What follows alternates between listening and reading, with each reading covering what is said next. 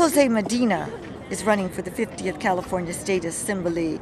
Introduced bills to help the small businesses of Paris Riverside area, AB 1247, expansion of small business financial development corporations. He introduced AB 869, disaster relief emergency plans, which will help the utility companies to better prepare the citizens for emergencies, and AB 825, expansion of new jobs tax credit that will help small businesses decrease their taxes and has a 90% pro vote for the environment record. He should be re-elected for his work in the California State Assembly. The list goes on, and time does not allow for more interesting facts about our representatives. Most candidates are sensitive to the issues. However, the current officials keep voting for a bloated military budget, which will further turn our cities over to the developers, because most money is going to foreign occupations and the cities have to pay for services. We need money for education, police, firefighters, hospitals, and road repair in our cities, and less for the IRS to send to the military for increasing the global warming due to their occupation of multi-foreign countries to secure the regions for oil extraction. Vote in the best way to stop major injuries to the earth on which we stand. Study your candidates and register to vote for the next election.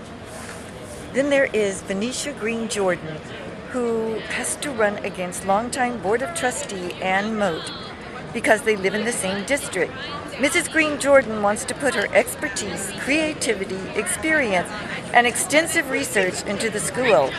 She would introduce economic clusters, create new classes that inspire students to stay in school and graduate to freelance work or reach to local labor markets.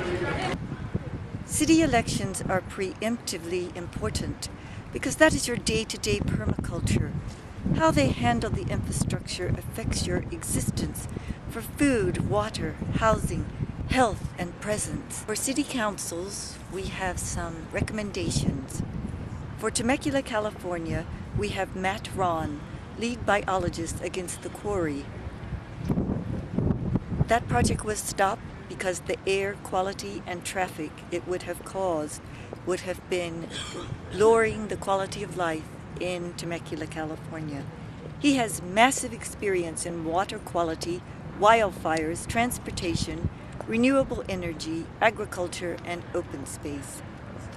Gary Andre is running in the city of Wildomar, California, and will bring a voice for the rural environment, and has established many trails that would have been more concrete, as he has served as trail commissioner for Riverside County. For Paris, California, we have David Rabb, Stanford Law graduate, who supports remodeling Paris for small business, meeting young adult recreational needs, and renovating aged infrastructure. Another interesting Paris, California City Council candidate is Kelly Kautz, who says we need to hold our politicians accountable to represent longtime residents, not just developers, and be accountable with the taxpayers' money. For Marietta, we have new voices reaching out about the question of planning more buildings that already underserves traffic movement. Ruth Ann Taylor Berger will organize for more protection of the Marietta Flood Control Project and the Marietta Creek. She helped organize the WRCOG, which is the Western Riverside County Clean Cities organization that supports innovative transportation solutions for less gridlock and cleaner air. Brian Barton is concerned about the traffic at the Triangle, where more city plan fast foods and office buildings will bring in more traffic. Matt Alvarez is prepared with ideas other than the onslaught of more high-density multifamily apartments and utilities. Matt Alvarez is prepared with ideas other than the onslaught of more multifamily apartments, deeming Marietta as the high-density capital of the area.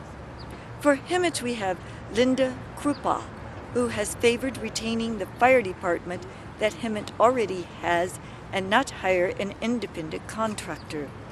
The current fire department works well with the community and should remain. Paul Revere, retired public administrator, supports keeping the current fire department. The community would like to see candidates that take a stand against more apartments and houses in Hemet. It's a fire hazard to have so many buildings.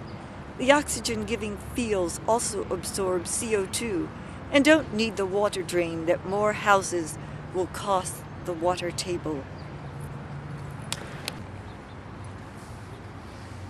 For Hemet, we have Linda Krupa, who has favored retaining the fire department that Hemet already has and not hire an independent contractor. The current fire department works well with the community and should remain. Paul Revere, retired public administrator, supports keeping the current fire department. The community would like to see candidates that take a stand against more apartments and houses in Hemet.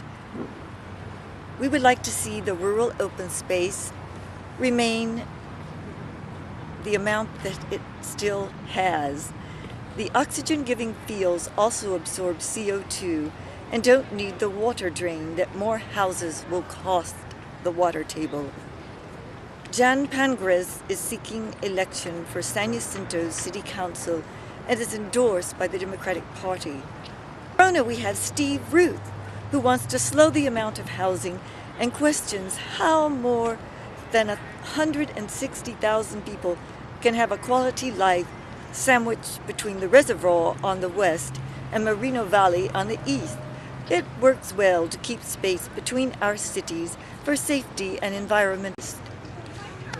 For Menifee, California, we have Paul Wiggins, transportation manager, who wants to represent the people without biased special interest. He will continue working for decreased high-density housing in Menifee and is refusing developers money for his campaign of mayor of Menifee. As planning commissioner, we are curious to know how much development passed his commission. There are now 180,000 people in Menifee. So how did that happen in his tenure? Tom Furman was elected with protection of Menifee's open fields and horse trails. There is an attack on him from unannounced sources trying to remove him from his current seat on the city council for conflict. Matt Lysa likes growth, however wants to protect Menifee's rural areas. We can't have both. 180,000 people is enough. He hopes to preserve mining and tribal history. Once it's under concrete, we can't preserve it. Gloria Sanchez also plans to protect and preserve rural open space and decrease traffic gridlock. This can only happen when city council people vote no on more houses and apartments and colleges and warehouses, bringing in more cars. Then for the Mount San Jacinto Community College, we have Vernicia Green Jordan, who has to run against longtime Board of Trustee Ann Moat because they live in the same district. Ms. Green Jordan wants to put her expertise, creativity, experience, and extensive research into the school. She would introduce economic clusters, create new classes that inspire students to stay in school and graduate to freelance work or reach to the labor markets.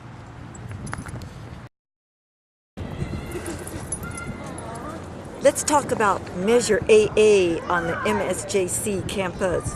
There are several megawatts of solar energy planned for Menifee and San Jacinto for Measure AA.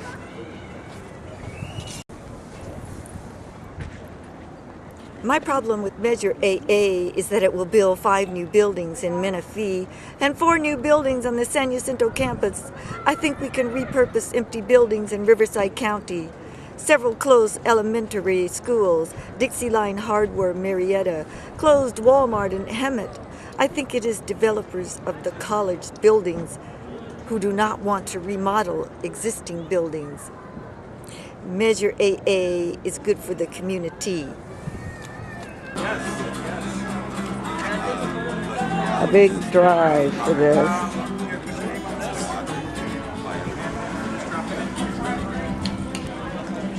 Big Just a lot drive. of studies on that. So. Like Scantron shirts.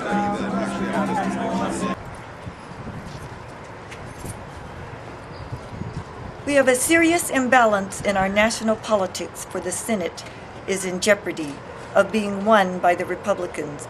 They already have the House of Representatives, and it just isn't negotiable to have both branches of Congress to be favoring one party. Congress can't move legislation, so if you have friends that are in areas with close races, please encourage them to vote with remembrance of more mining, more fracking, more deforestation, more oil extraction, more occupations of foreign nations will induce more winters like last winter on the East Coast or more drought on the West Coast. In North Carolina, Senator Kay Hagan, a Democrat, and Republican Tom Tillis are tied in the polls. In Arkansas, Senator Mark Pryor, a Democrat, is in a runoff with Tom Cotton, House of Representatives. Republican Representative Corey Canner leads Senator Mark Udall in Colorado. Representative Bruce Braley, a Democrat, is in an intense runoff with Republican Joni Ernest in Iowa. In Michigan, Democratic Congressman Gary Peters is running with Tom Steyer's support against Terry Lan, who accepts campaign contributions from the Koch brothers at $2 million per TV ad. I recommend that you study your ballot and ask the internet what candidates will represent and decide for your local city council, your local school district, community college goals, state, and nation, and vote your beliefs. If I can influence you to vote for the reality that more traffic, pollution, houses, apartments will bring lowered quality of life and lowered quantity of water, then I hope you vote for those with Earth first in your agendas. Where are we without the planet? If we vote for building four-year universities or more college building box classrooms, then we vote for more people that our water systems cannot supply and we cannot repair the situation. Do you call increasing the drought, generating intense traffic, placing heavy buildings on earthquake faults, decreasing agricultural areas, providing for the welfare of the students, citizens, children of the future? Vote to take care of what we have and organize green jobs. We are all related to each other because we are children of the Creator and all belong to